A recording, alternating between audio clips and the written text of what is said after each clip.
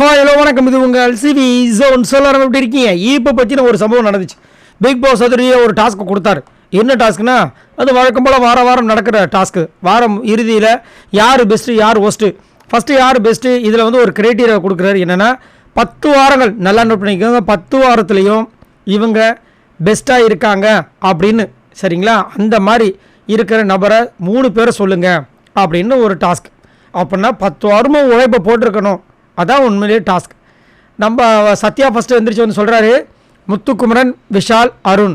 முத்துக்குமரன் உங்களுக்கே தெரியும், கேம் நல்லா இருக்குது. விஷால் வந்ததுலேருந்து இப்போ வரைக்கும் என்டர்டைன்மெண்ட்றதை கரெக்டாக பண்ணிகிட்ருக்கான். அருண் சூப்பராக பண்ணிகிட்ருக்கான்னு சொல்லி முடிச்சிட்டார். ரெண்டாவது வந்தார் நம்ம ஆள் அருண். உங்களுக்கே தெரியும் அருணை பற்றி. அருண் எப்பயுமே பார்த்தீங்கன்னா ஒரு யூஸ்வலான இப்போ ஒரு வழியில் போனால் 5 மணி நேரத்தில் போகலாம் அப்படின்னா, இன்னொரு வழியில் போனால் 10 மணி நேரம்னா அந்த 10 மணி நேரத்தை பார்ப்பார். ஏன் அது 5 மணி நேரத்தில் போய் என்னத்தை பண்ண போகிறான்? அந்த மாதிரி கொஞ்சம் ஏடகுடமான ஒரு ஆள் வச்சுக்கோங்களேன். இங்கே வந்து என்ன பண்ணுறாரு, ஒரு 3 பேரை செலக்ட் பண்ணுறாரு. நானே ரொம்ப அப்படி ஷாக் ஆகிட்டேன். ஃபஸ்ட்டு வந்து ஜெஃப்ரி சொன்னார், பரவாயில்ல ஓகே ஜெஃப்ரி எல்லா டாஸ்க்லையும் இது வரைக்கும் தோற்றதில்லை, நிறைய விஷயங்கள் சொன்னார், ஓகே ஜெஃப்ரி கூட ஓகே தான் வச்சுக்கோங்களேன். அப்புறமா என்ன பண்ணார், ஒரு மனிதர், சீனியர் பிளேயர், எல்லாரு கூடயும் மிங்கிள் ஆகி நிறைய விஷயங்கள் பண்ணி அப்படி சொல்லும்போது நான் என்ன நினச்சேன்னா, சரி தீபக் தான் சொல்கிறாரு, நல்ல விஷயந்தான், தீபக் நிறைய விஷயங்கள் பண்ணியிருக்காரு அப்படின்னு நினச்சா, ரஞ்சித் தான் இந்த கொடுமை. எங்கே போய் சொல்லுவீங்க? நம்ம நிறைய பேர் வந்துட்டு டப்பாருன்னு சொல்கிறதுனால ஒரு சில பேருக்கு வந்து டப்பான்னு சொல்லாதீங்கன்னு சொல்லிட்டு ஃபீல் பண்ணுறாங்க. இந்த மாதிரி டப்பா அடிச்சா என்ன பண்ண முடியும்? அவருக்கு இருக்கிற காண்டு தீபக்கு, என்ன இந்த முத்துக்குமரன், மஞ்சரி, இவங்களெல்லாம் வந்து சொல்லக்கூடாதுன்னு அவர் மைண்டில் ஃபிக்ஸ் பண்ணிட்டார் போல இருக்கு.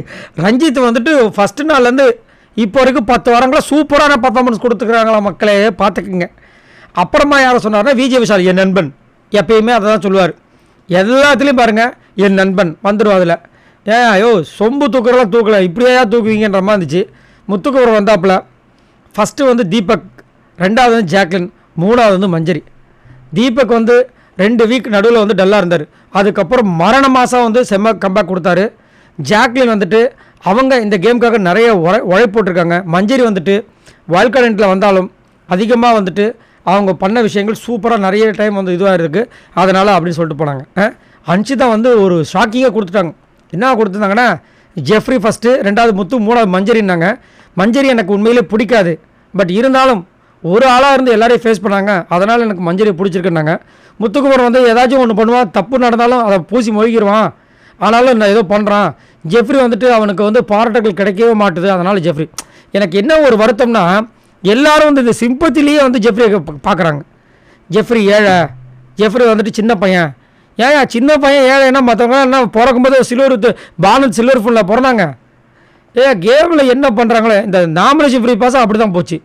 மஞ்சரி கிடச்சிருக்கலாம், தீபக் கிடச்சிருக்கலாம், அதை விட்டுட்டு முதலே வந்து இந்த டப்பா ஆர்வனும் சத்யாவும் சேர்ந்து இவருக்கு ஜெஃப்ரி கொடுக்குன்னு சொல்லி செல்ஃப் ஓட்டை போட்டு ஒரே அக்கப்போவாக பண்ணுறாங்க. அதுக்கப்புறம் மஞ்சரி வந்தாங்க, ஜாக்லின், முத்து, தீபக்குன்னு சொல்லிட்டு சூப்பராக சொல்லிட்டு போனாங்க. ஏன்னா ஜாக்லின் நிறைய எஃபர்ட் போடுறாங்க, சௌந்தர்யாவோட நிறைய எஃபர்ட் போடுறாங்க, அவங்களுக்கு கெட்ட பேர் வந்தாலும் போடுறாங்க, ஏதோ கண்டென்ட் கொடுக்கணும் போடுறாங்க. முத்துக்குமார்னு சொல்ல தேவையில்லை. தீபக்கு இப்போ வந்து அடித்தடி நொறுக்கிட்டு இருக்காப்புல. இந்த மாதிரி ஏதாவது வேல்யூவாக சொல்லுவாங்கன்னு பார்த்தா எல்லாமே கரெக்டாக யோசிக்கிறாங்க. இவர் மட்டும் ரஞ்சித் தான் ஏங்கிட்டு அப்படின்ற மாதிரி இருந்துச்சு. சரி, நீங்கள் உங்களோட கமெண்ட்ஸ் சொல்லுங்கள். உங்களுக்கு 3 பெஸ்ட் பர்ஃபார்மன்ஸில் யாரை சொல்லுவீங்க? மறக்காமல் கமெண்ட்ஸ் பண்ணுங்கள். இந்த வீடியோக்கு மறக்காமல் ஒரு லைக் பண்ணி தட்டி விடுங்க. நம்மளோட சேனலை ஃபாலோ பண்ணுங்கள். பாய் நண்பர்களே.